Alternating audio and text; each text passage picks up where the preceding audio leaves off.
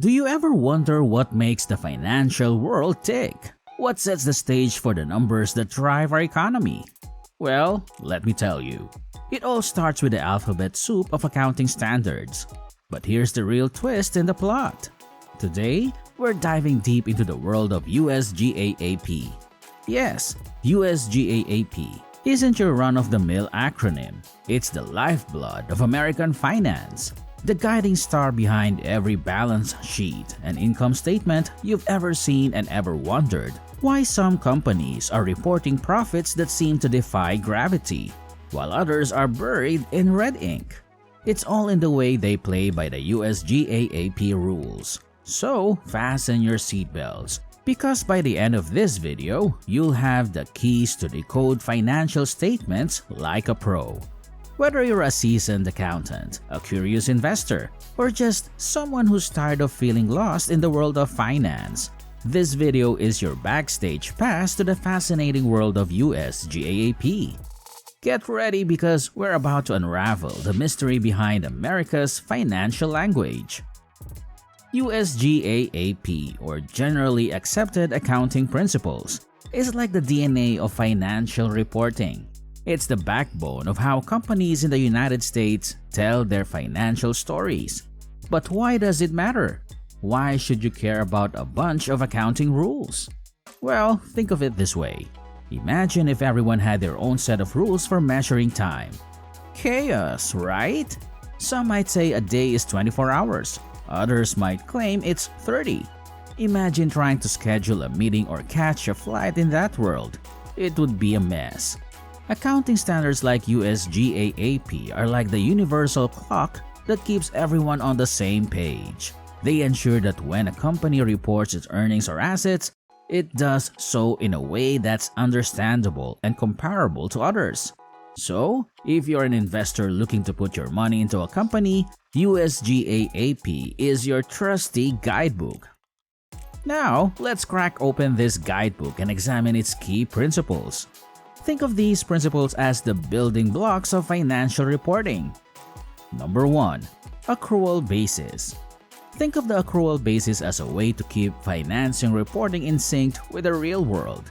Instead of focusing on when cash flows in and out of a company, USGAAP asks companies to record transactions when they happen, regardless of the cash exchange. For example, suppose a tech company sells a $1 million software license to a client in December, but the payment will come in January. According to USGAAP, the company should recognize that $1 million sale in December because that's when it earned the revenue by delivering the software. This principle reflects the idea that financial statements should mirror the economic reality of a company's activities. Number 2. Conservatism. Accountants are like financial detectives, and they have to make judgment calls. The conservatism principle tells them to lean on the side of caution when there's uncertainty. This means if there's a hint that an asset might be impaired or a liability might not be collectible, accountants should immediately recognize that potential loss. Imagine you're lending money to a friend who could be better at repaying debts. To be safe, you might mentally prepare yourself for the possibility that you won't get the total amount back. That's the spirit of conservatism in accounting, preparing for the worst while hoping for the best. Number 3. Consistency. Picture this, you have a favorite recipe for chocolate chip cookies, and you swear by it. Now, imagine if you change the ingredients or cooking time every time you baked those cookies. They'd always turn out differently, right? Consistency in accounting is about using the same accounting methods and principles year after year. If a company starts using the FIFO, first in, first out method for inventory valuation, it should stick with it unless there's a compelling reason to switch to another technique like LIFO, last in, first out. Maintaining consistency makes financial statements more predictable, making it easier for investors and stakeholders to analyze and compare a company's performance over time. Number 4. Materiality. Think of this principle as the filter for what gets included in the financial statements. Not every financial detail is equally important. USGAAP recognizes that including every tiny transaction could overwhelm the reader and make the financial statements less informative. For instance, if a company spends $50 on office supplies, it might not be worth mentioning in the financial statements. But if that company spends $50 million on a new factory, that's material and should be disclosed. Materiality is about focusing on what really matters to make the financial statements clear and concise. Number 5. Full disclosure. Imagine you're buying a used car and the seller conveniently forgets to mention that the engine has a major issue. That's not cool, right? Full disclosure in accounting ensures that companies don't hide important information from investors.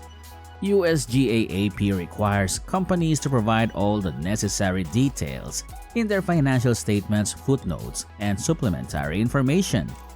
This includes things like pending lawsuits, related party transactions, and accounting policies. It's about transparency and giving investors the full story behind the numbers.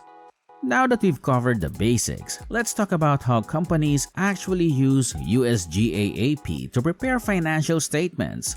Imagine you're baking a cake. You need the right ingredients and a step-by-step recipe.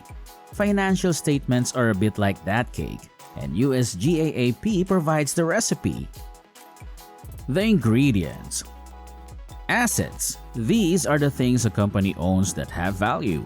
Think cash, buildings, inventory, and even patents. USGAAP tells companies how to measure and report these assets' value accurately. Liabilities. These are the company's financial obligations like loans or unpaid bills. USGAAP ensures companies report these liabilities honestly, so you know what they owe. Equity. Equity is like the company's net worth. It's the difference between assets and liabilities. If assets exceed liabilities, you have a healthy equity section. If not, well, that's a red flag. Revenue. A company earns money from selling goods or services. USGAAP lays out specific rules for when and how to recognize revenue. For example, if you buy a concert ticket, the company can only count that as revenue once the concert happens. Expenses. These are the costs a company incurs to run its operations. USGAAP dictates when and how to recognize these expenses, from paying employees to buying office supplies. The recipe. Income statement. This is where you see a company's financial performance over a period, usually a quarter or a year. It's like a snapshot of how much money the company made and how much it spent.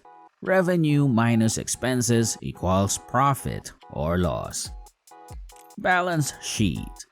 Think of this as a financial snapshot of a specific point in time.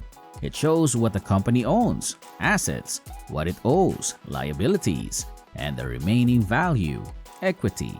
It's like checking your bank account balance. Cash flow statement. This one's all about the moolah. It tracks the cash coming in and going out.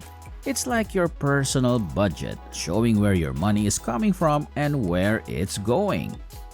So, there you have it, the scoop on USGAAP, the language of finance.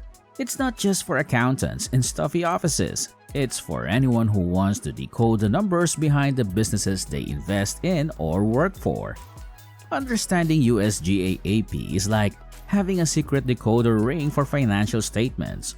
You'll know how to read between the lines, spot red flags, and make informed decisions.